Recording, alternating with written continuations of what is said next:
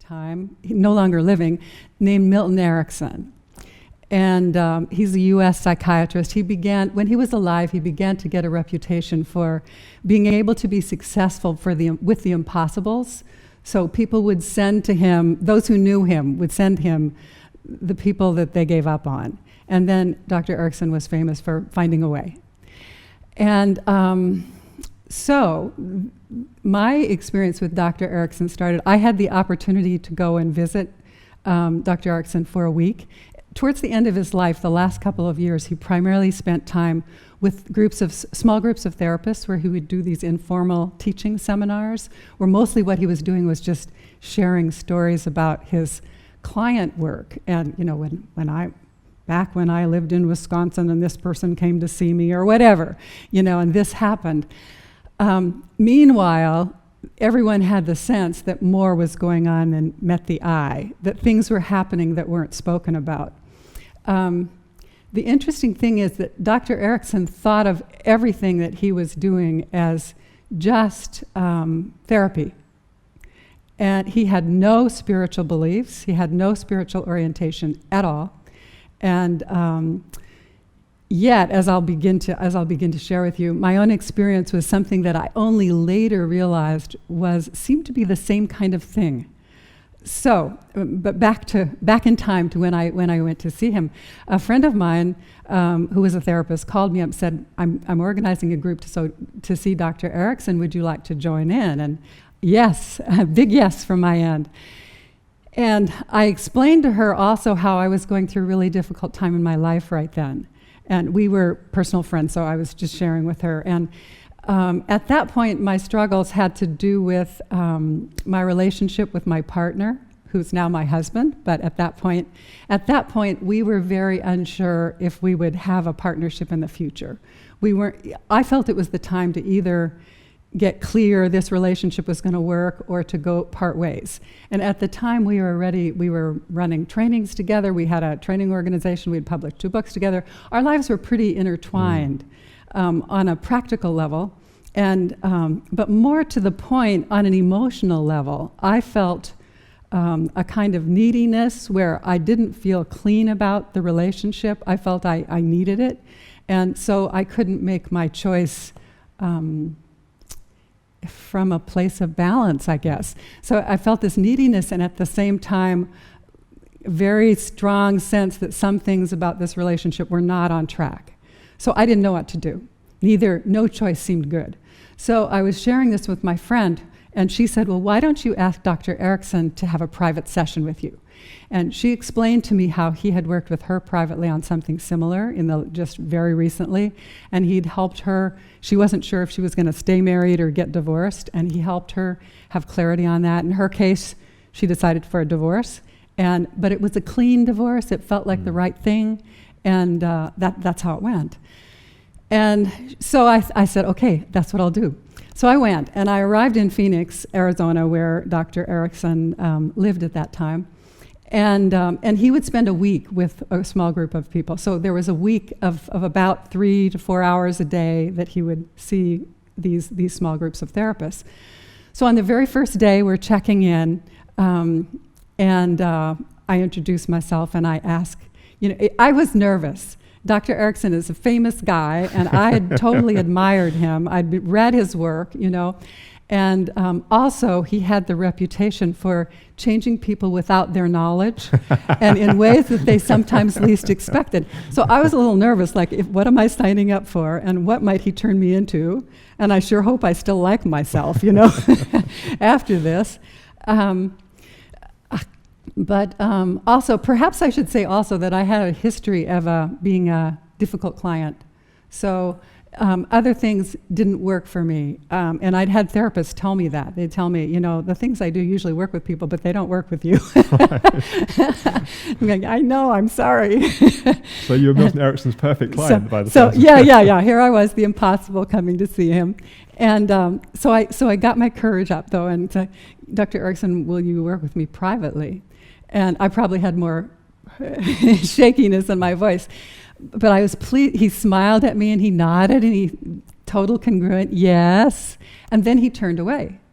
And so I was a bit confused. What's happening here? You know, he says yes, that was clear, but what do I do next? How do I set up the session? So I thought, well, I'll just wait and see. Dr. Erickson is a very authoritative person. I didn't feel, you know, you sort of wait for him to give you the cues what to do next, or at least I did. So we all go into the meeting room where we're going to sit with Dr. Erickson. He starts telling his stories about his clients. And I'm thinking at some point it'll become clear to me how to set up this session. In the middle of that first morning, he shares with us this little personal incident. He says, oh, recently I got a letter in the mail. It was from the licensing board.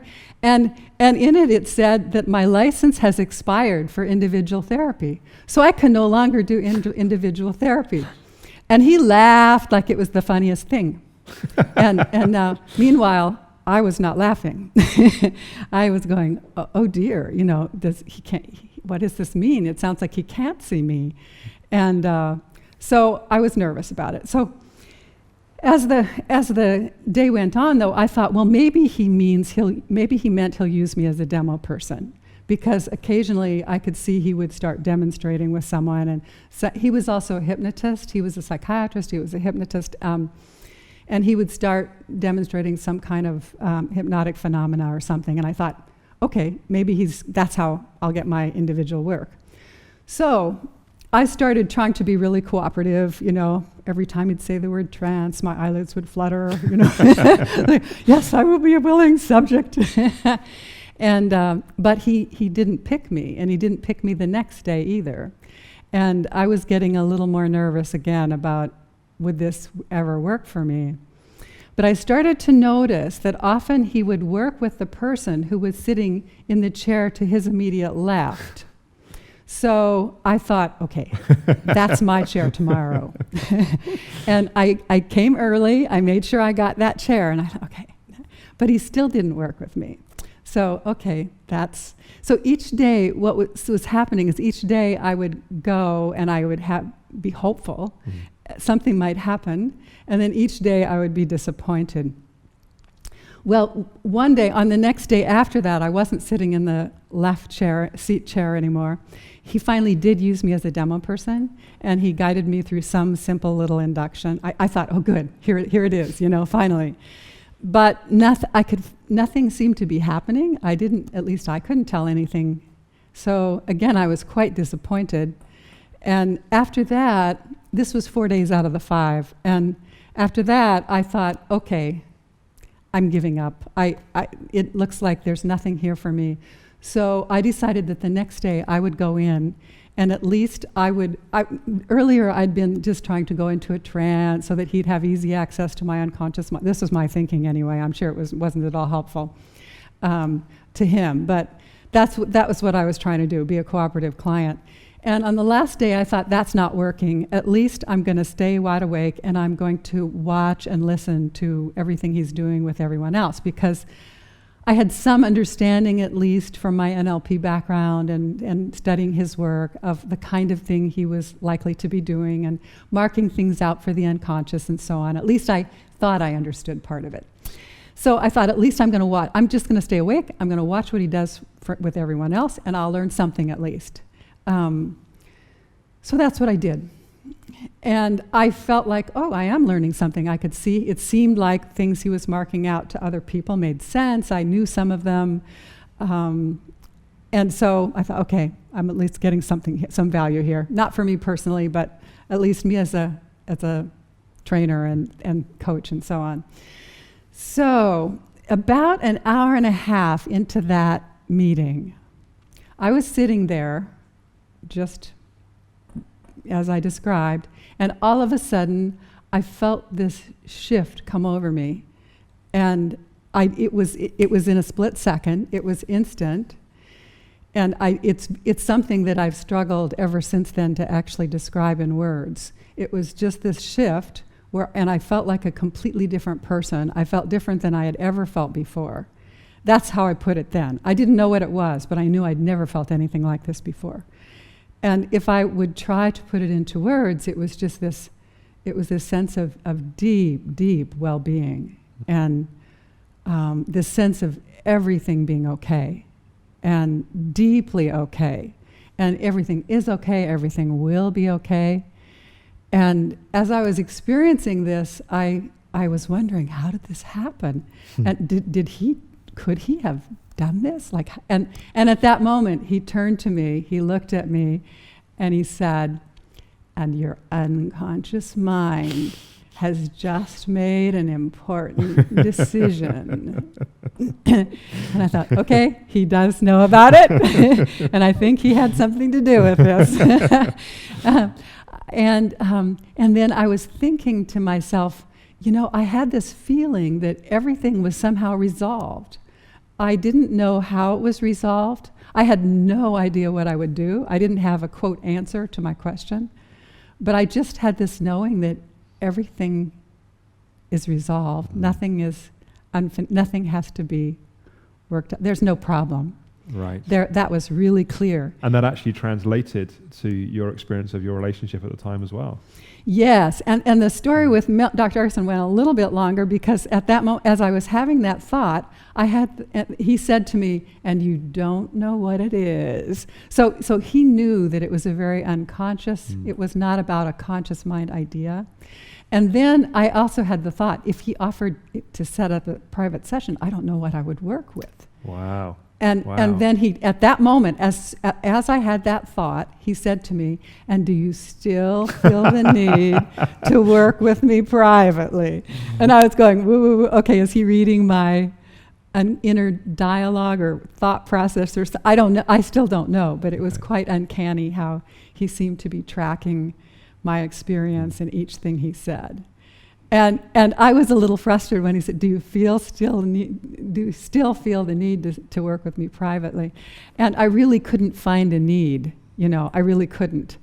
So that was the end of that, except that I had no idea what I was going to do, And I wasn't thinking of this as a spiritual experience. I just thought it was a good experience. Right. I just thought, this is good. I don't know what I'm going to do, but somehow it wasn't a concern that I didn't know what I was going to do. And then over the next week or so, I could feel this sort of percolating inside. And this also is hard to describe, but it was as if something was happening. There was a processing occurring where I knew when the time was right that I would be clear on what to do and I would take the action appropriate. And I had no concern. That had never happened to me before. I was always this semi-neurotic person. Meanwhile, when I went through this experience, it didn't occur to me that this was the same thing that the spiritual teachers talk about, because, I guess he didn't define it in spiritual terms. And I made the assumption at that time that probably everyone else besides me always felt the way I was feeling right then, and this sort of feel of deep I know that's not true now. If only, right? They were right. If that were right, the world would be a lot happier place for all of us. Anyway, it did come to pass. Over the next week or so, the clarity came, and I became clear that there were 3 things that needed to be in place if I was going to go forward with my relationship, and that hadn't been clear before, but it was really clear. So I sat down with Steve, my partner, and shared with him what I was now clear on. This would need to be what it looks like for me to be going forward with this relationship and committing to this. And we were talking about, either we get married, we have kids, do the whole thing, or we split, So, it felt so good to me to do that, to have that level of clarity, which I'd never had before in my life, and to also know, as I was laying it out, that I both was totally in love with this man, but also I had no need for him to say yes to me. That's beautiful. It was, and it was wonderful to feel that way. Like I could just totally love him as I shared this from my end, and then wait for him. And then I said, I don't know if this will fit for you, and I know that's your choice. That's up to you, and you can take some time to think about it, But that clarity was, I loved it. And so the only problem was that didn't last. The clarity was there for a while, and then it gradually started to unravel. So I've been going on here a bit. I don't know if I...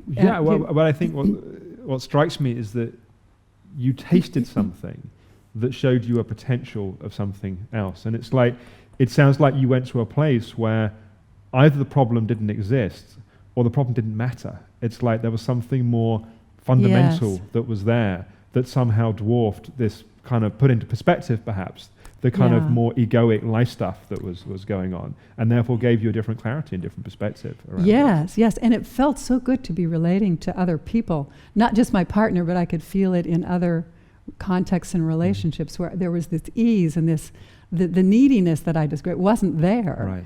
And there was just knowing that things were okay and each of us makes our own choices and not needing someone else to make a choice that would fit for me. Yes.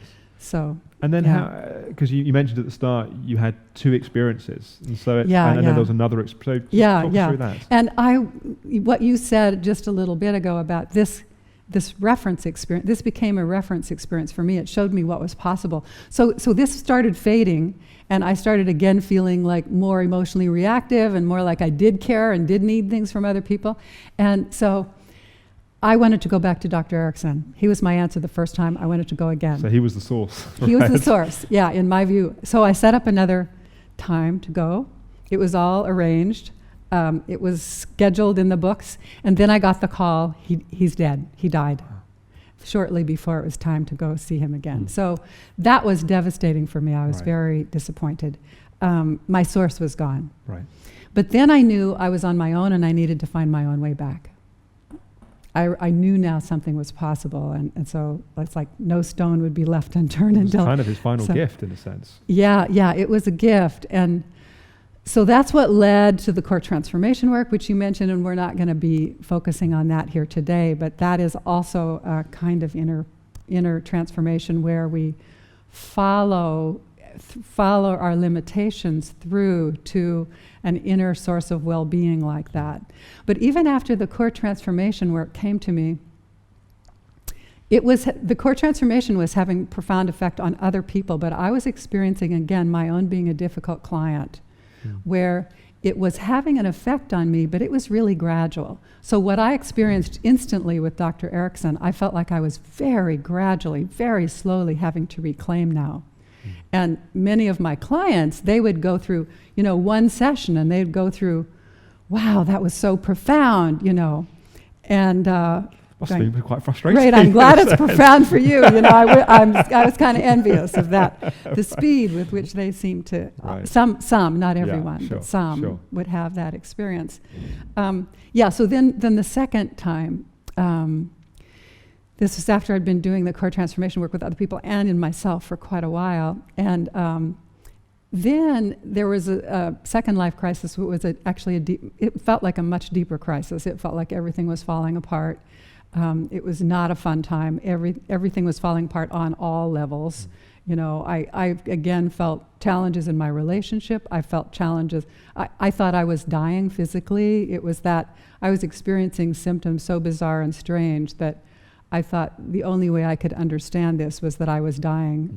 It just, and some of what was happening was so intense I didn't see how a body could survive it, was part of it. So I thought I probably wasn't long for the world. But I did have the thought that if I was going to have a chance at surviving, and I was interested in that. Good, okay. I was interested in that. That if I was going to have a chance at that, I just thought I need to do everything different. So that was my next thing. I need to give up everything that I thought I knew. I was an NLP trainer at that time. I was doing, and a bit of a unusual one perhaps, I was doing core transformation, which is a little, since it started intersecting with more the spiritual area, it's not mainstream NLP, right. Shall we say. So yes, things are falling apart. I gave up that. I thought, I'm giving up the NLP. I'm giving up everything. And where can I find some help? I didn't know, but I thought perhaps I would find it in the spiritual disciplines. So that's where I went searching. That was my next. So I always, from my NLP experience, from my personal, prior to NLP, all my life, I've been convinced by experience, not by arguments or ideas. Right. So I was interested in spiritual accounts, and especially people who describe their own awakenings, and And that sounded a little bit like what I experienced with Dr. Right. Erickson. I still didn't recognize it to the degree I now do as the same thing, but it looked good. I'd like some of that. Some more of that. Yeah. So I started exploring there, and that's what ended up leading to the wholeness work. Right. Through the work of especially a teacher named Ramana Maharshi. Do I say that right? I'm never confident I am. It's so funny when I always have to go, so Ramana Maharishi, I have to slow myself down. Ramana Maharshi, is that it's good something enough. like that? It's good enough for me. It's good. Yeah, I figure there will be forgiveness on some level. The intention is there. So that... If there's not forgiveness, then I've been on the wrong right? track. Yeah, so a specific teacher of Ramana Maharshi, a specific teaching of Ramana Maharshi is what led to the beginning of the wholeness work. And still, I wouldn't have got there without that my own reference Right. experience that actually came through a psychiatrist, not your typical guru person. But I think this is what I end up having this affinity for this overlap between the spiritual domain and the personal growth, personal development, personal healing. Yeah, I mean, it strikes me that in a sense what you've done is taken experiences that you've had and you've lived, some pointing and some ideas from Ramana Maharishi, say it slowly, and the kind of mapping and capacity to track things and put a method around things that you have from NLP. So in a sense, it's a meeting of those different elements, which is what it sounds like has helped birth. Yes, it is. What happened with Milton Erickson was more like a transmission experience or a Right. grace experience. From my point of view, it just happened. Right. There was no effort on my part.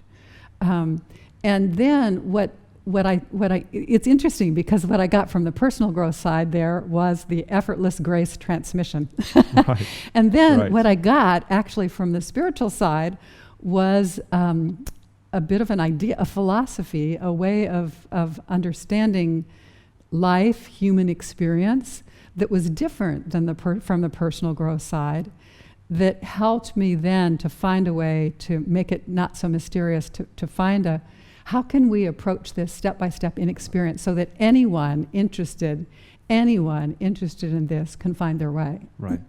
Because that's one of the things that can frustrate people, and it can lose a lot of people in the kind of more traditional spiritual path, is that people, they know there's something that they're wanting to experience and something other people are experiencing, but the pointings or the instructions don't have enough clarity sometimes, and people go round and round and round trying to kind of land somewhere. And there's something, as I understand it, about a simple methodology that is very helpful in this work. Yes, it has to be, not any simple methodology will work, but I think it has to be one that has a minimum of theory idea in it, and what can sound like mumbo jumbo, just the concepts, the spiritual concepts. Yes, I started thinking about, Ramana Maharishi, if that's the right way to say it. Yeah. What is he getting at here? He had this teaching about, and he would offer it to people with many different kinds of problems, from practical problems to spiritual problems to relationship problems. And he would often offer the same teaching, and he would say, find out who you really are, and you won't have this question anymore. Just find out who you really are. So that's where if you feel, do you feel we're ready? Are we ready to go there next to the group guide, the beginning of the experience? I think we're pretty curious. Okay. Well, perhaps I could say first, before we go there, what I got from the spiritual side, and especially Eastern spirituality, but it's also in the Christian tradition. I could talk about that later. That was my own background, was the Christian tradition. This idea that suffering is somehow caused by the ego. And if the ego, or the small self, as Ramana Maharshi would call it, if that were dissolved or didn't exist anymore in its form, then suffering would not be there anymore. So now that's a good idea, right? Doesn't that sound appealing? Sure does. Suffering, no. But the thing is that I sat in satsangs or and other spiritual meetings of many different varieties for a number of years, attempting to approach this. And I sat there attempting to let it happen by grace, let the transmission come. I'm in favor of that. Heck, if, Right. if it can just come to me and take me over, great. And for a while, I think because some of the teachings from teachers that I did and still do respect were saying, if there are steps, it's not the way. Or that old idea, the way that can be spoken is not the way. And but I think there's a misunderstanding there. Concepts are not going to be useful to get us there. Concepts can never get us there. And so that, in that sense, the way that can be spoken is not the way that's going to actually get us there. They can give us a reference experience, though, like it offered to me, and that can be useful. But to get us there, it is possible to have a simple procedure, and that's different than concepts. It's completely different. And that's what we're going to be exploring today. What's the procedure for finding the ego and dissolving it? I saw people in groups sit around discussing that for hours, weeks, months, People can write whole books about it, right? And not ever have the experience. And yes. Okay, and I think it's because the spiritual teachers were the authentic ones, and there are many of those, I think. The authentic ones were attempting to describe what for them perhaps happened by grace or without a real clear knowledge of exactly the shift that occurred. So then it was more poetic, like Rumi's poetry or in many of the spiritual writings in every discipline. It's poetic. Just like me in trying to describe my experience with Dr. Erickson, I come up short of words. It's hard to get that across. Yeah, it's like the steps don't replace the experience, and they don't guarantee someone's going to have the experience, but somehow they make it easier to find someone's own guidance towards that. Yes, I do think so. It's easier then to recognize it. It's like, oh, this sounds like a Rumi poem, or what I read in the Bible, or what I read somewhere. This sounds like that. And it can help give us that reference experience so we recognize it when we do experience it. And I think I'm going to offer this you have on your webpage, I know, but I'm going to add this here too.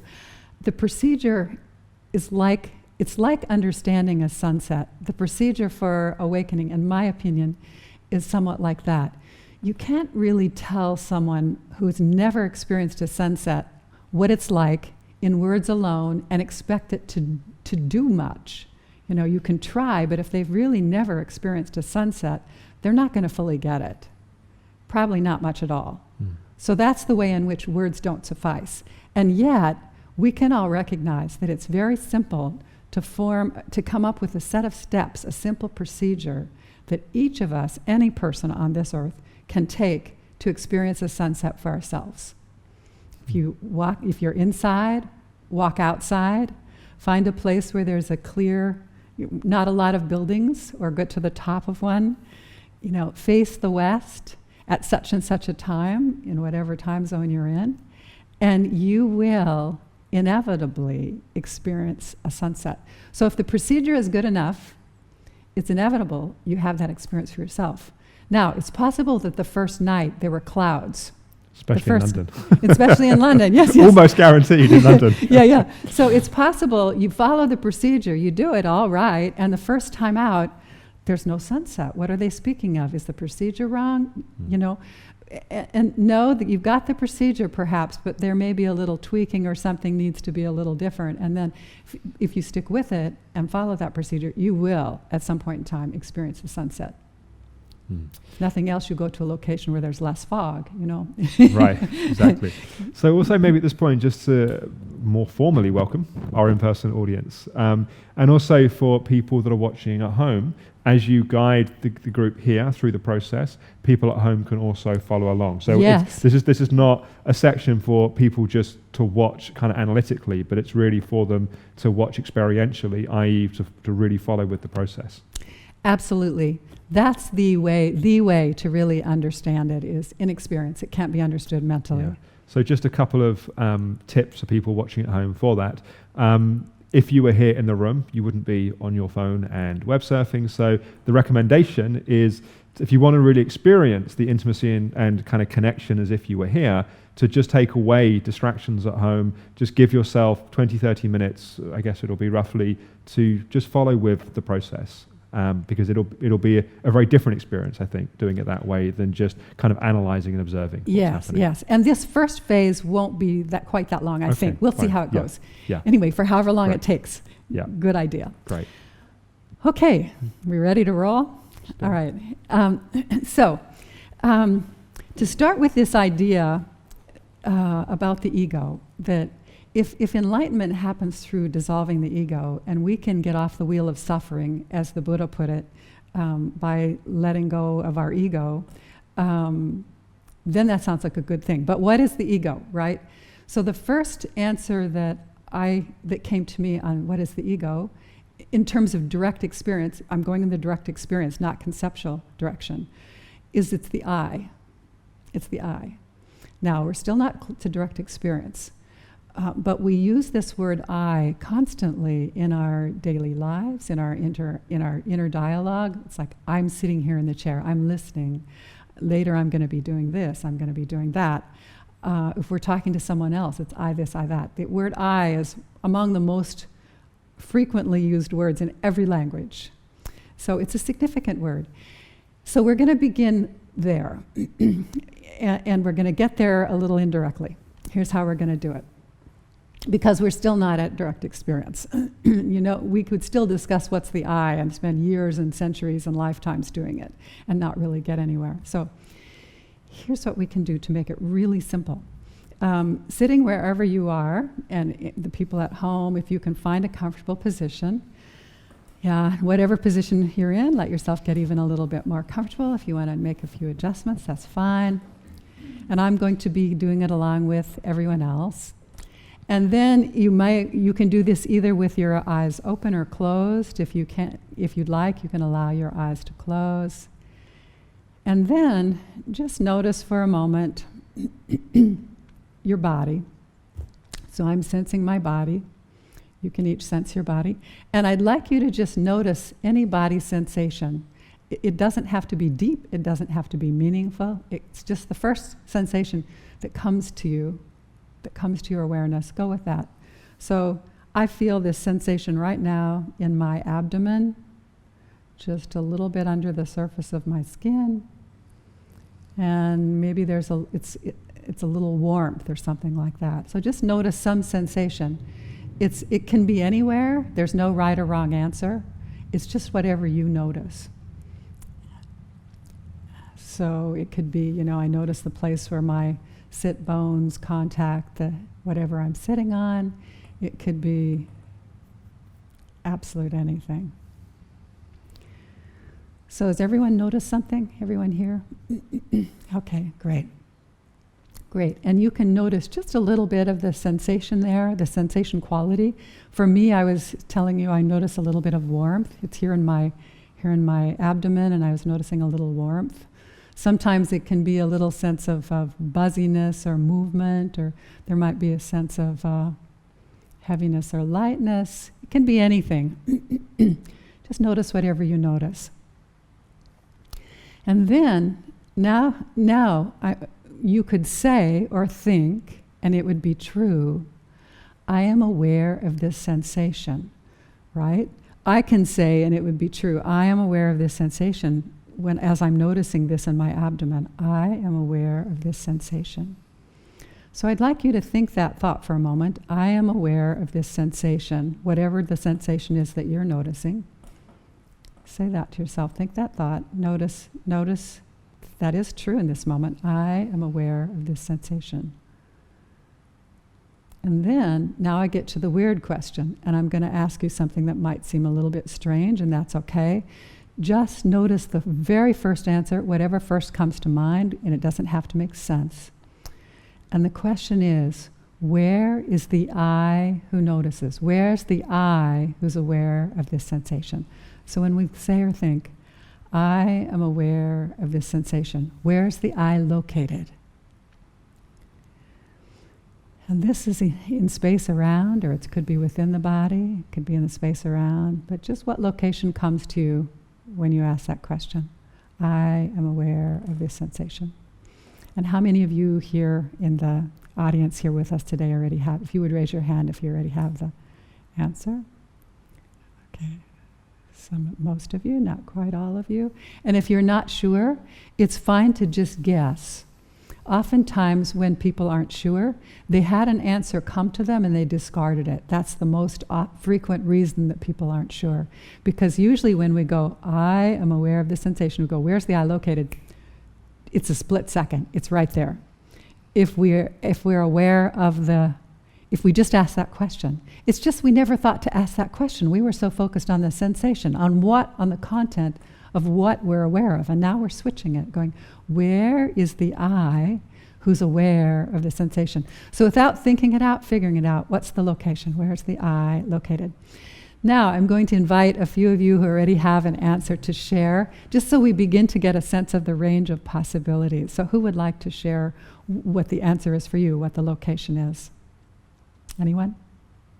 Not I. Inside, internal, like in the center of my head into here. So it's, oh good, thank you. Yeah, could you say that again now? Sure, so it's internal and it's kind of in the center of my head but going down a little bit, so it's there. Okay, excellent. So she's telling us the location and already with her gesture, she's showing us a bit of the size and shape of the I, of what for her in experience, and right in this moment is the I that's aware.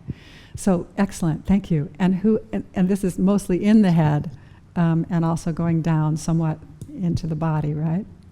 Okay, and you? So I was aware of my heart beating, and then when it came to the I, it was like started in my throat. That's where it emanated from. Then it just went down, trickled down into where the heart is. Okay.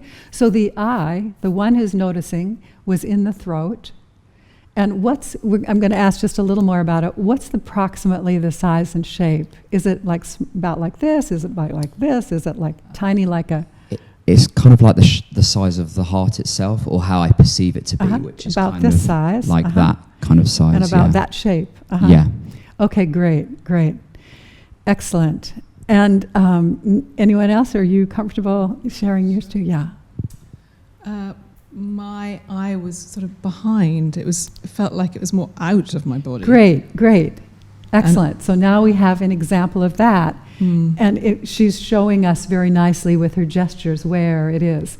It looks like, correct me if I'm not getting this quite right, but it looks like it's above and behind, and then going, like including the area back behind. Is that correct? Yes.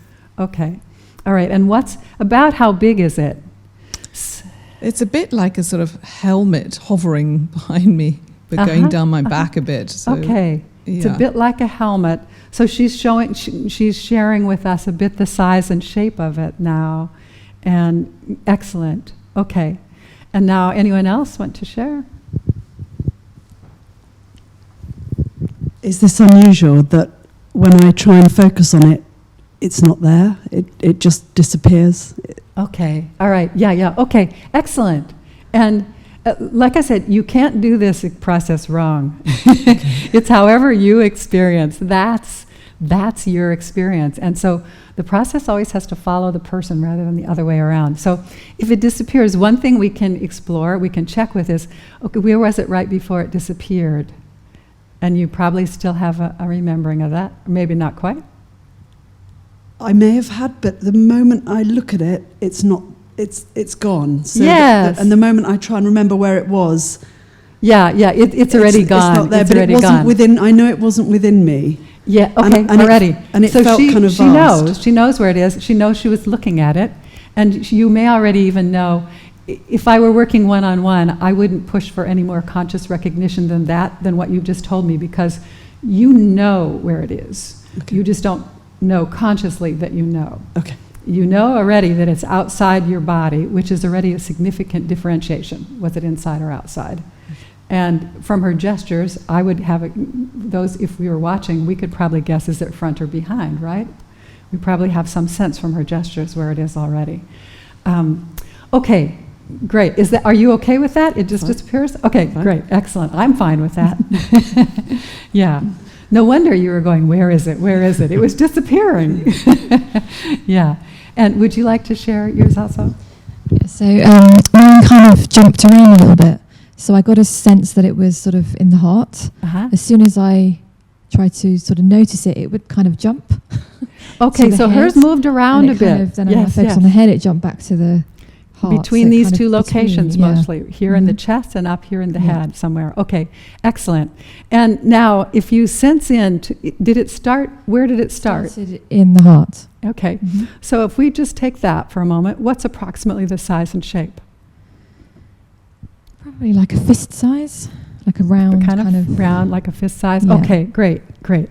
And now, I'm just going to add another question to what we notice about these, about the eye that's aware. And that is, we've noticed the location, we've noticed approximately the size and shape. Now we're going to sense into and find the sensation quality.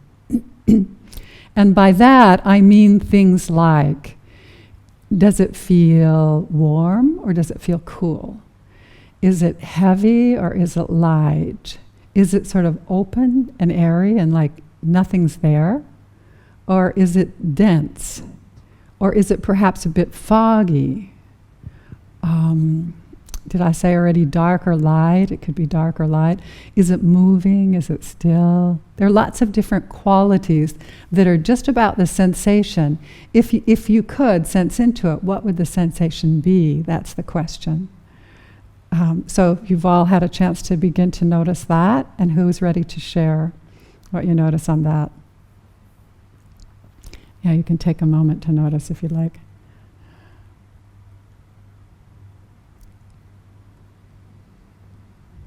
Okay, and I'm just pausing to do it for myself.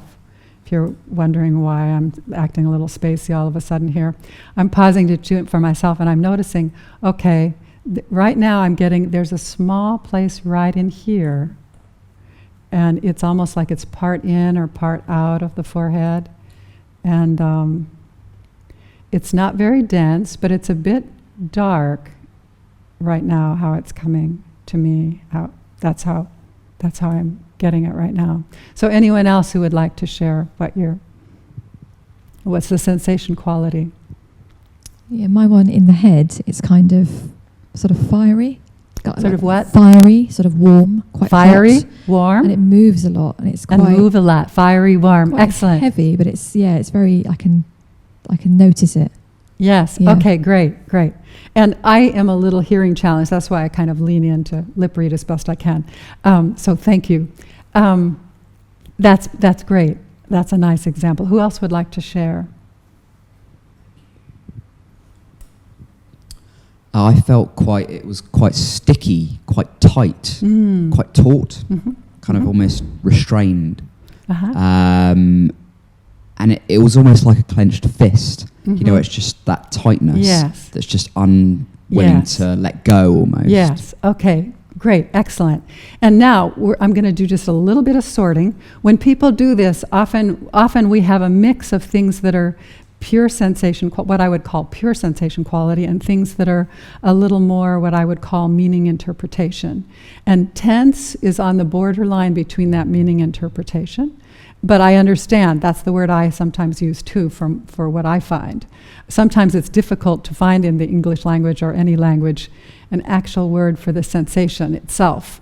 But I want the distinction to be understood, because the distinction is important, that as we're noticing the sensation quality, we are letting go of all meaning interpretation. We are noticing direct experience. That's very important that shift happen, because that's what allows change to happen when we make that shift. So sometimes people will even go, well, it's sad, that's a clear meaning interpretation piece. And that's useful to notice. And then to recognize that's meaning interpretation, we shift to what's the sensation that's there. And then it might be, what you said, sticky, that's the most, of everything you said, that's the most purely sensation quality. Now, I want to add that all of the descriptions that you give, including the meaning interpretation ones, are useful. They're a part of the process. Whatever comes to you is a useful part of the process. And from there, we make sure we notice which is the part that's the sensation quality itself. But the other wouldn't occur to you if it didn't need to be somehow noticed, somehow seen, felt, recognized. So, okay. So now, who else has one? Yeah, mine is brown. It's very soft, it's organic, floating and moving a bit. Yes, okay, excellent. I can't remember all of those things, but that was lovely. Light. The organic is the one word that is a category or an interpretation of something, yet it conveys something that you are experiencing that probably is difficult to find another word for it. So it's useful that you say that. Then we just go into the experience itself of whatever is described as organic. Yeah. Okay. Yeah. Okay, excellent. Anyone else do you want to share yours also? Or this is, I think we already have a range. I think for people at home, we have some outside and some in, and I want you to know sometimes they can be way far away, and sometimes they can be right close. Any direction. They can be anywhere in the body. They can be part in and part out. Okay, so now let's go back to that sentence about itself. And we've explored the eye. We found the location. We found the sensation quality of the eye. Now let's explore the awareness. What is the awareness? And we're not going to go to any concepts or about what awareness is. What I'd like to do is guide you in a very simple way. Awareness can be experienced that works for this process. And at first I was trusting people to have their own experience of awareness and that would work. And then I realized that frequently, even people in spiritual disciplines who are using that word a lot, awareness, often have an experience of awareness that is unique, and it's a little bit different than the experience that will access what we're going for here. So when I use the word awareness, this is what I'm meaning. That's really what I'm trying to say here. It's not like it's the right way or the wrong way. It's that when I use the word awareness, this is what I mean. And that is this. We can all experience in this moment that awareness is through our body. You notice the feeling. We started off with that feeling, wherever it was, me here, you with your heart, or wherever it was for each of you. The fact that we could each notice some sensation in our body is evidence. It lets us know that awareness is, in fact, through our whole body.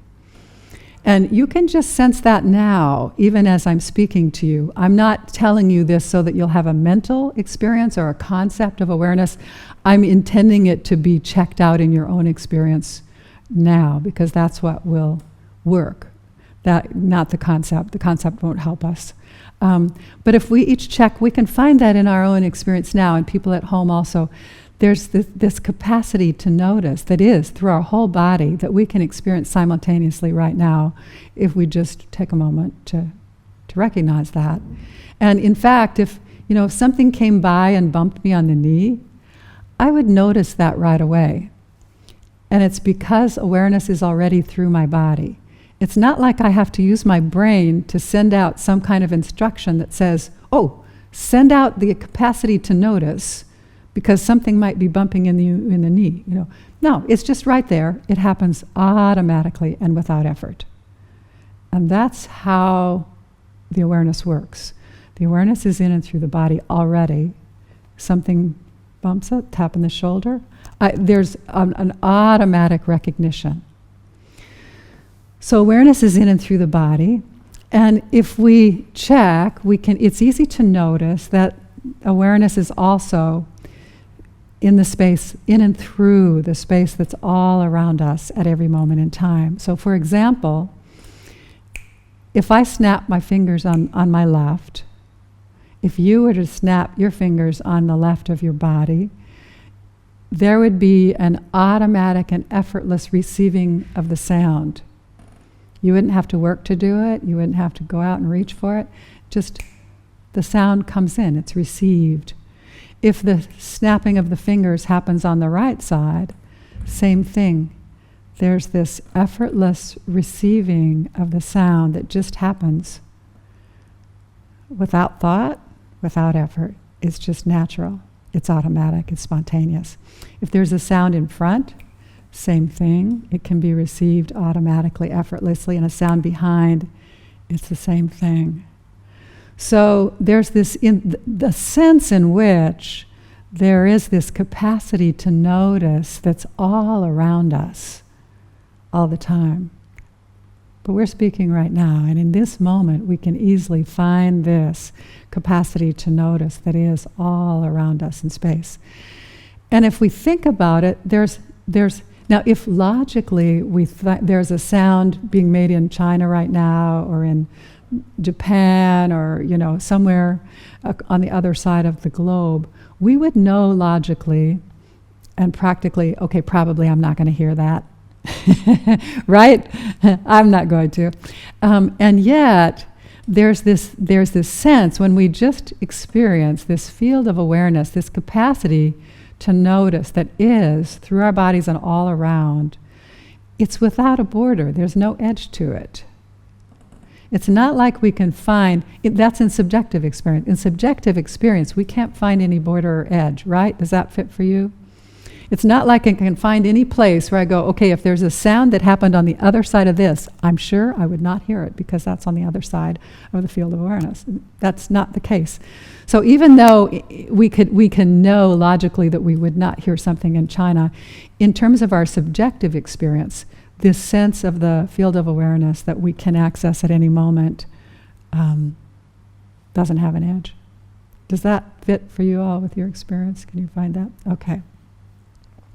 Great. So now we go back, and now we do a little more playing. This is just the setup.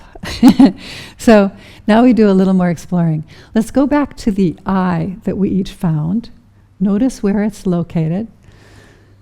So, notice where it's located, and notice the sensation quality. And now I'm going to invite you to allow something to happen, and you can just let it happen in its own way without thinking, without trying to make anything happen. If nothing happens, it's fine. If something happens, it's fine. However it goes, it goes.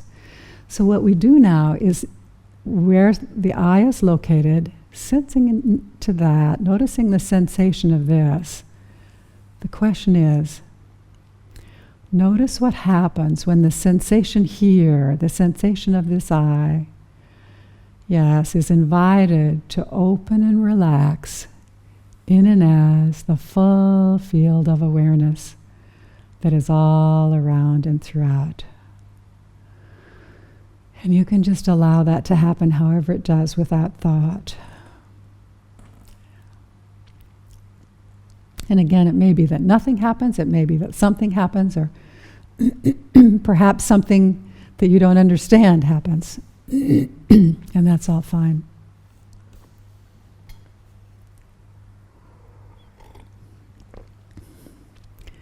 So now I'm going to invite just one more time, sensing the sensation of the eye. Notice what happens when the sensation of the eye is invited to open and relax, dissolve, melt in and as the full field of awareness that is all around and throughout. And just allowing to happen what happens. And then whenever things settle a bit, you can, taking all the time, there's no need to rush. As things are changing, you can just allow that to happen. And whenever things have settled, then you can open your eyes to let me know you're finished.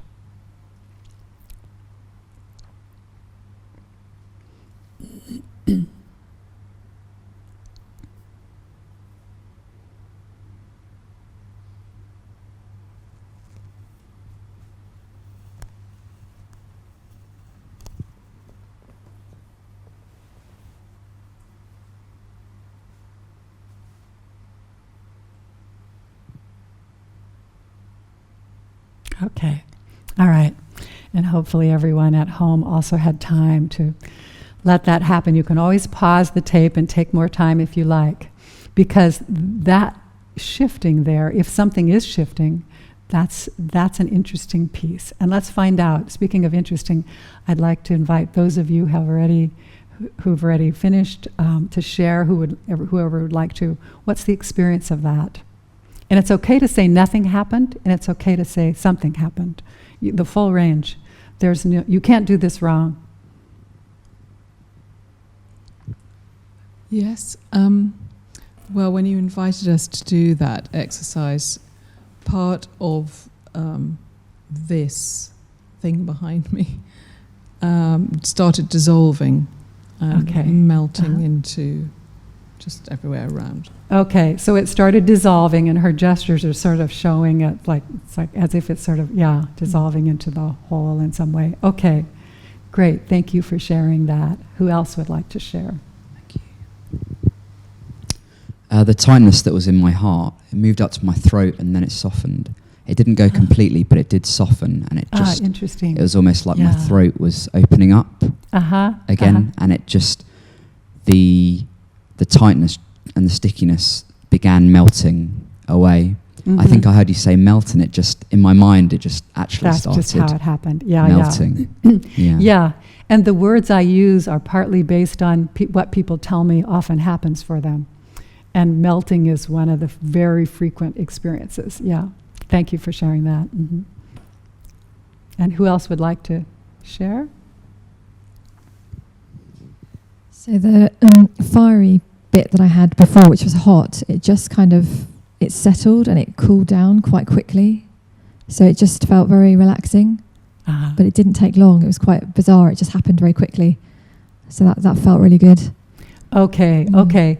I didn't hear every word, but I got that it was relaxing and that it settled and there was this downward feeling and that it felt really good. And was there something, did you say it didn't quite all go or something like that? Or was it sort of settled very quickly.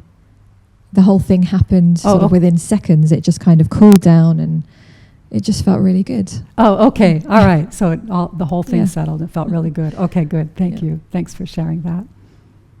Yeah, and that's enough. Yeah, thank you for sharing that. And those who haven't shared too, and those at home especially, I want you to know it's okay, and nothing is wrong if nothing happened. That is fine. The first time I did this with myself, I experienced an extremely subtle shift. It did feel like something melted and relaxed, but I wasn't sure if anything really happened. It was that subtle that I wasn't really sure of it. And it was because my own experience was so subtle when I first did it. Of course, I'm the difficult client one. My experience tends to be that way. But that's partly why it took me a while to get the significance of it.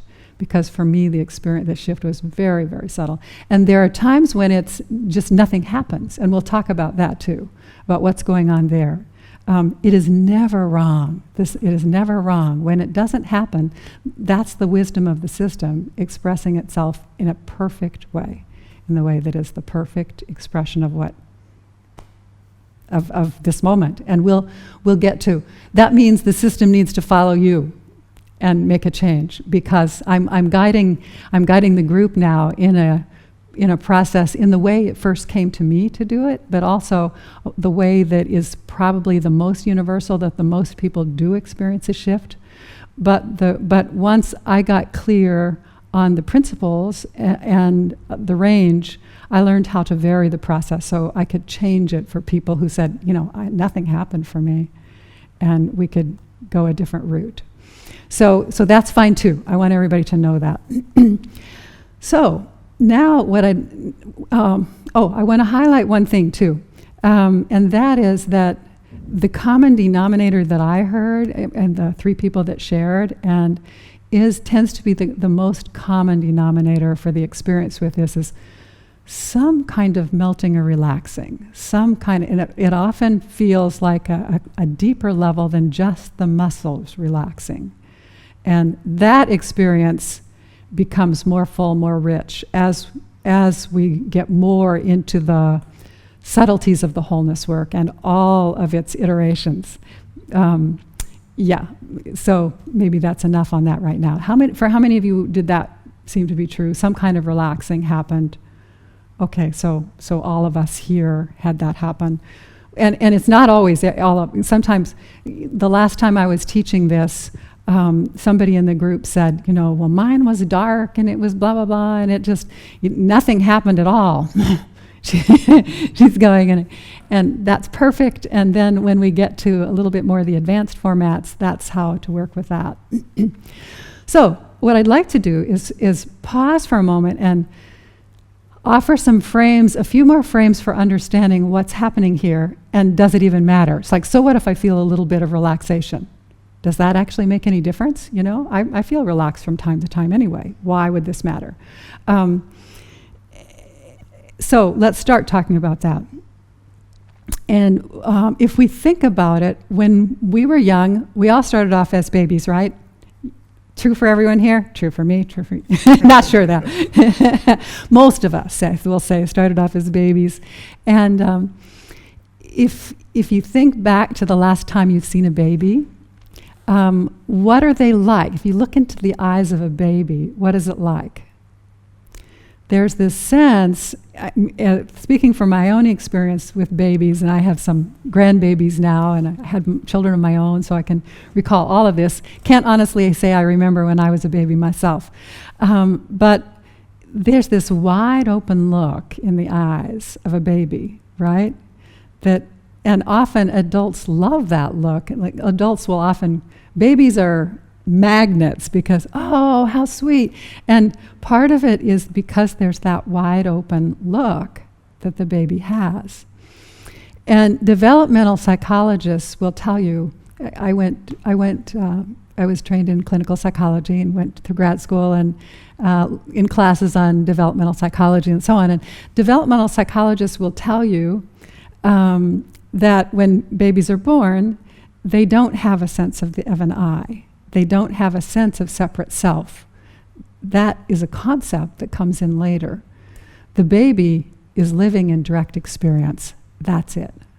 So when the baby has that wide open look, they are experiencing as this wide open field of awareness, basically. That's my understanding of that. Now, somewhere along the line, we get this sense of separate self. We get the sense of the I. Babies, you can go talk to a baby about I this, I that. They're just looking at the light and the color and the sound and enjoying the whole thing, They're not experiencing the world as categories or concepts at all yet. We have to learn that. So how do we ever get the idea that we are, that the I, the interesting thing is that, I'll start somewhere slightly different. The baby also does not know the difference between themselves and the food that they need to eat.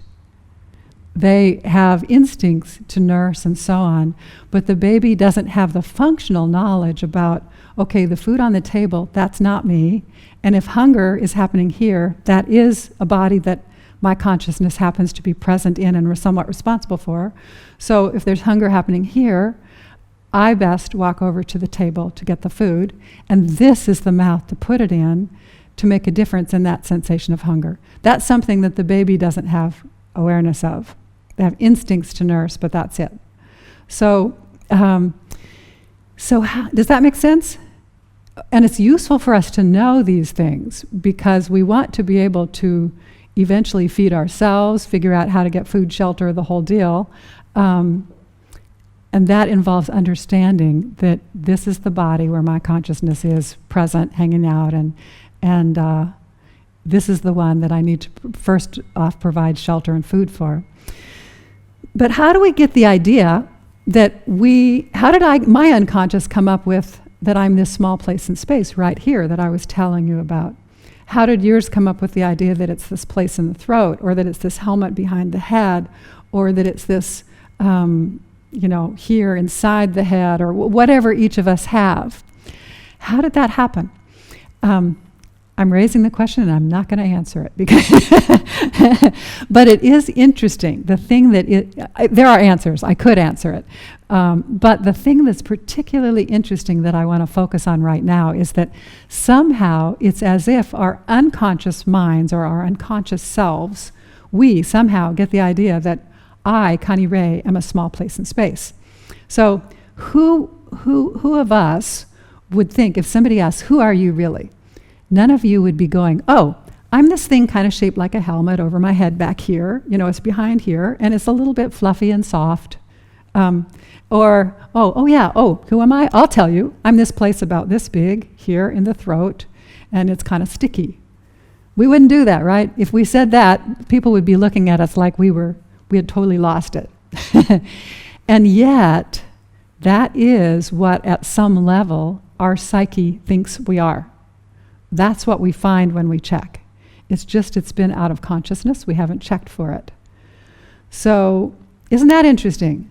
Right off, that's really interesting. Now, who am I really?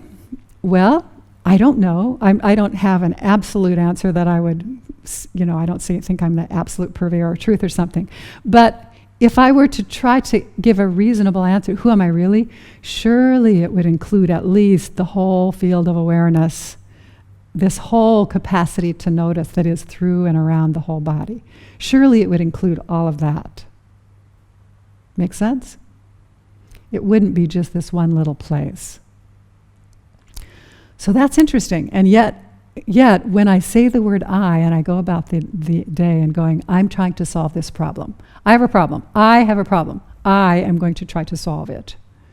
Or even, I want to wake up. I am on a spiritual path. I want enlightenment. I want well-being. Wherever the I is, the I, who knew, but it is true that we have this unconscious representation. And by unconscious, I don't mean anything deep and dark. I just mean that it's not something we've been aware of.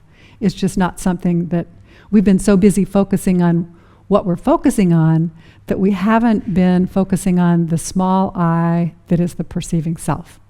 So that's what we're starting to do here. We're starting to bring, and it's not hard, it's quite easy to, when we ask the right question, to find where's the I located, what's the sensation quality. Now we're into how the unconscious experiences it. But when we go to solve problems, and so if I, Connirae, am this small place right here, and it's a little dark, and now this I is going to try to solve a problem, does that seem a little more limited than necessary to you? See, to me it does. I would rather be approaching it as this whole field of awareness than just some small place in space. So that's part of how, that's the beginning of understanding how this work makes a difference, is that Ramana Maharshi was, and many spiritual teachers attempt to go straight for the vast self. That's what he was pointing at when he gave the teachings of, you are this vastness, you are not a small self. But the thing of it, we can agree with that conceptually. Our conscious minds can go, yeah, sure, I'm totally on board with that. I get it.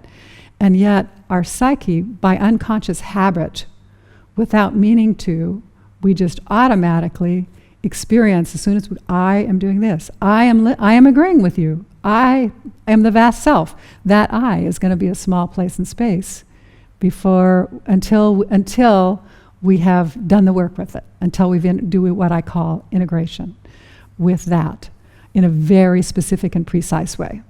So the more we do the integration, the more the I does start to become experienced as that vast whole rather than something separate and small. Does that make sense? Any questions so far? If it's okay, I'll just check and see if you have. Okay, all right. So now I'm going to go to, you raised the idea that your eye was a bit like a fist. Or I think that, yeah. That's an image that I use a lot, almost universally, because all of the eyes are, to some degree, are not like a fist is on a physical level. Even the ones that, like this, I wouldn't say it's like a fist exactly, the one I came up with this time. It's a whole different size and shape, and even it didn't feel tense particularly. But in some sense, each of us, when we have a small sense of self, a small I, it's similar to what it is like if my hand goes into a fist on a physical level. The I is on the level of our psyche, or I'm not sure what word to use that doesn't have baggage with it. Perhaps there isn't one. But in terms of our being, not the physical being, That's what the I is doing. It's like this. So let's say we grow up, we're babies, and we have this wide open consciousness, we're blissed out, we're just open experience happening. And then we start getting this sense of separate self, the sense of I. And it can happen, I will allude to a couple of ways I think that this happens, and it happens in more ways than just this. But some of the ways this happens are that we model people around us. And every single person, in their body posture, voice tone, the whole bit, we are an expression of this configuration that we have inside. So our parents are their nonverbals are an expression of whatever the configuration of I, and there's more than one I. I'll just mention that right now. There are many, many, many. It's not just this one. And that's the other thing, that this work gives us a way of noticing and addressing that what I think wasn't available before. There are many, many, many small I's, and for most people. But getting back to this thing about it's like a contraction of consciousness, and some of it comes from modeling people around us. If my mom's always has a certain posture, and I start walking in that posture, my psyche is going to start to take on a similar contracting of consciousness that she has in her eyes, and so on, her perceiving self. And another way we get it, I think, is in an experience that happens for many people, like growing up. At some point, as we get a little older, we go against the rules, not because we mean to, but just because we're human babies, and we're curious, and we love to explore. And so, I might get a hold of crayons and start writing on the walls, and lovely, beautiful color, I'm thinking. But meanwhile, the parent person who comes in is not so thrilled. Maybe. You've been to my house then. Pardon? You've been to my house. Yeah. Your walls. Yeah, often the parent person isn't so thrilled, and might say, Connirae, the pointed finger comes out. Now, if that pointed finger comes out towards me, it seems to be pointing to a very small place in space, doesn't it? And it's likely, it's my guess of one. It's one of. I can just put this here. Yeah, thanks. It's one of the ways that we form these small I's, these small sense of self, is that she's saying, or he's saying, you, and she's meaning me, and pointing to this small place in space. And maybe the pointing was right here to my forehead. Maybe it was right here to my chest. But wherever it is, that becomes the location. That must be me. She knows. This is my authority, my caretaker. They've kept me alive. They know who I am. This is it. And so it becomes an unconscious happening. So it's a this sense of I. It's always a contraction of consciousness of some sort, and it's like a contraction. Like of a fist on a physical level. Now, what if on a physical level I'd been doing this for decades and I forgot I was doing it, or I didn't know I was, And what's going to happen? You try it. Hold your hand that way. You try it more than 5 seconds and you'll know what happens. Imagine that goes on day after day, year after year. What happens? That's not just a rhetorical question. You can answer. I'll answer if I need to, but if you can just... What, pardon? It's stressful. It's stressful. Yes. It's tiring, right? It's work, it's tiring, it's stressful. So if this has been going on long enough, I'm going to start wanting help because I'm going to start feeling stressed out. So I might go to therapists, I might go to personal growth leaders, I might go to spiritual teachers, whoever I go to. But if the help does not help me notice this and invite this to open and dissolve and relax, I might come up with some nice ideas. I might have some great experiences, but there's something fundamental that still hasn't changed, and that underlying stress is going to still be there. So I might be able to do a meditation, and this is, I think, the potential difficulty with a meditation that goes for the vastness first, is that if we don't find the small selves that are actually there and invite those to join in the party, they don't know how. They didn't get their invitation. So this is about, part of the wholeness work is about that, finding the location of the small self and finding the sensation quality, having the invitation to rejoin the whole. There's much more to it than this, but does this begin to give you a bit of a flavor? Okay, great. Shall we? Yes, if we make it open, we've got about 10 minutes or so, maybe. Okay. Questions and you guys have got one of the questions that comes to mind for me is that I remember I hadn't done specifically this process, but a number of years ago, a kind of similar way to this experience of the relaxing of the small self into kind of everything, let's say, and experiencing a sense of fear, almost terror, of letting go of that sense of knowing myself kind of like this, and that experience of having enough trust to surrender and to let go. And I don't know if you can speak to that. If people feel a sense of they're going to lose their identity or lose how they know themselves. Yes. That's a good question. That is not at all unusual, although I didn't hear any of you find that, right? And No. it's less likely that people will feel that fear because of the gentle way the wholeness process finds the way in. That's interesting. If we just go for a global sense of the small self, and we often are including maybe too much at once, and it can be a more graceful way to if we just find, where's the small self in this moment?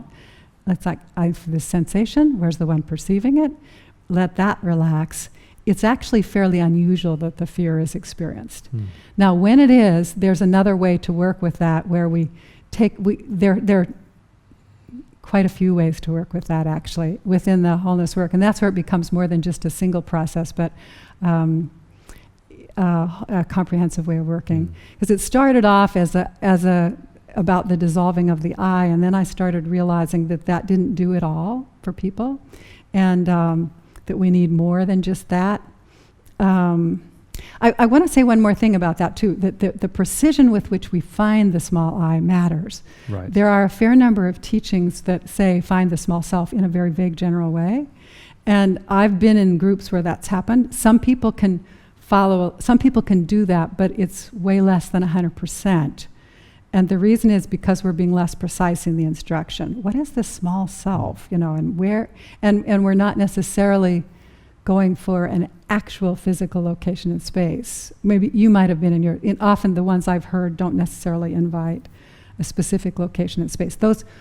Those pieces of precision make a difference. And there are a lot more pieces of the precision that add to making it gentle, easy, and sort of on a easy pathway rather than getting worried and then fighting against the worry and trying to make it happen. I often tell people, if this ever feels like an effortful process, it means you've stopped doing this and you've started doing something else. Because this is an effortless process. Right. When there's effort, what we basically do is we find the one who's doing the work. That's one of the answers, or find the one who is afraid. And then we need to find, though, the specific location, the specific sensation quality, and sometimes there's more involved than that. To be able to work with that. But I hope that begins. Sure, it's an important question. Yeah. Because these small selves, each of them, even the fairly innocuous ones, they contain unconscious beliefs about ourselves, about reality, about the limitations of ourselves, about shoulds and shouldn'ts, cans and can'ts. And so that can be a bit scary at first, but it also is why this is so powerful, because that's exactly what we're doing. We're systematically dissolving the conditioning. Nice. So also just and if any of you guys have any questions you'd like to ask. In my personal experience, sometimes when I try and drop into an emotion or something physical, there can be a voice that when I want to allow myself to relax into it, there can be a voice that comes in and says, I don't want to let go of this. And it can feel quite stringent, and it's almost like a stroppy child being like, I don't want to let go of this. Yes. I don't know whether that's common in your experience. Yes, and especially when people are working with problems. There's more likely to be that. And I was actually surprised that the first one you had just melted right off. I was expecting that was going to be one that would go no way. It didn't go completely, but it started that sort of, as you were saying earlier, that subtle change. And I think when it moved from the heart to the throat, that was when it started changing, and then it just opened. So what that is like, and I'll allude to it in a general sort of way here. Sometimes the situation is not like this, but it's more like there's this I, and then there's this happening. So it's that there's another layer of experience that's holding this one in place. And that's why this is never wrong when it doesn't relax or melt. And it's always right. It's doing the only thing it can do, in fact. Because if functionally what's happening is we have a structure going like this, and we say, the one inside here, relax. And you're resistant. Like, why aren't you relaxing? Open, relax, now. I don't know why my parts are so resistant. The thing is, it's not at all resistant. It's just that we need to find this one. And there, with the first full process that I teach in the training, how to work an issue, we go with that, because what we want to do is elicit what I call the layers of I, the layers of perceiving self. There's more than one, and they're in layers often. So if we just get one, it often will recreate itself or not go completely. And it's much more complete when we get all the layers of the perceiving self. And so it's not even just this, I don't have enough limbs to show you. There are more. And so it's learning how to do that. And it's simple once you know how to do it. It's all simple once you know how, and yet it takes an amazing amount of, it's subtle and it's precise too, so it does take often some learning and some experience to understand how to get the full benefit. Thank you. Yeah. When a person really knows how to use this work, and I didn't get it, I'm still learning. It's an ongoing process. But I've been doing this now 8 or 9 years. At first, I really didn't get it at all, so I wasn't doing it very systematically. And then I really got it. Oh, this is the deal. I think this is the main deal. So then I started really doing it on a daily basis, systematically, and experiencing a lot of shifting from it in my life, in my ongoing experience. It has been that route back to what Milton Erickson, my experience with Milton Erickson, where I start feeling like, I'm much more at peace with however things go, less reactive. It's very useful for people who have difficulty sleeping. So it's useful with all these challenges in the world, healing past issues and so on. But also, there was somewhere, for some of us at least, I know I'm the difficult client one and I'm not the fast change one, but for I think many of us perhaps, it's an ongoing process, and to really get the full value from it, where it does change the structure of the physical body. I believe it does that too. It changes the nerve, it starts rewiring things. I feel that, I've been feeling that happening. Maybe I don't usually say that but this is to a spiritual group, so that's why I'm saying, because I like people, if I'm in the therapy world, they might like go, okay, woo woo woo, but I don't necessarily say that. But I feel that happening is that kind of rewiring occurring, but that doesn't occur from a one-time wow-zow thing. And I think with Milton Erickson too, my experience with Milton Erickson, I think perhaps it wasn't random, that it was a huge experience, but then I had to reclaim. Right. I had to do something and not just have it all done to me. There was that reclaiming process. And I think that's what the wholeness work has given to me, and I think it gives people for whom, at least some people for whom it clicks and fits. And when it does provide that systematic way of restructuring the whole system and just being in the world in a quite different way. That's one of the most common things some of my clients have said to me, is like, oftentimes not at first, often after a few months, it's like, oh, this really changes how you are in the world, doesn't it? It's like, yeah. But it can take a while to really get that. Yeah. So, and you had something. Do we still have time for that? We have probably 1 or 2 minutes, yeah. Okay. In fact, you kind of answered it. But I was just going to talk about the fact that, as you say, in a lot of spiritual traditions, they talk about the small self as if it's a singular. Yes. And obviously you're talking about it as very much a multiple experience. I was going to ask you to say a bit more about that, but in a way you kind of have. So. Okay, yes. Well, for one thing, everybody's different. The small self is located in a different place for each person. And also, if you came back here tomorrow, if we all come back here tomorrow, and we do the process again, if we do it fresh, most likely the eye will be in a different location. The one we find is likely to be different. For me, I've never found something like came to mind today before. I never have. So there are different ones that appear. It's not one uniform thing. And if you think about it, that's why awakening really can't happen all at once. Because we're leaving a lot out. We can have a great experience, but what's happening is we're bypassing all the other small eyes, among other things. That's not the only thing. So I might find this one, and then to give you a little glimpse, if I ask the question, so where's the perceiving of this happening from? I'll get another location. And then we're still not done.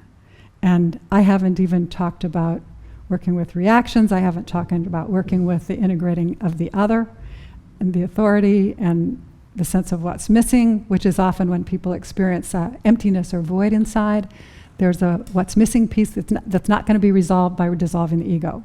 And that's something I think that is not necessarily ascertained in some of the spiritual work, because I've watched teachers trying to guide the person who feels the void inside, and it's emptiness, it is not happy, and they're trying to help the person get there through the ego dissolving method, and it won't work. That requires something else. So when you add to it more than I can cover in 1 minute or 1 day or 5 days, then you have the whole thing. Then it's more comprehensive. So just following on from that, just a final question. People want to go deeper into this work. Maybe just say a few words about how they can find out information on your work. And Thank you. Also, I often forget about that. But it's important to know how you can do more. I'm actually teaching a 2-day training here in London coming up this weekend, in case for the people who are in this area and watching now.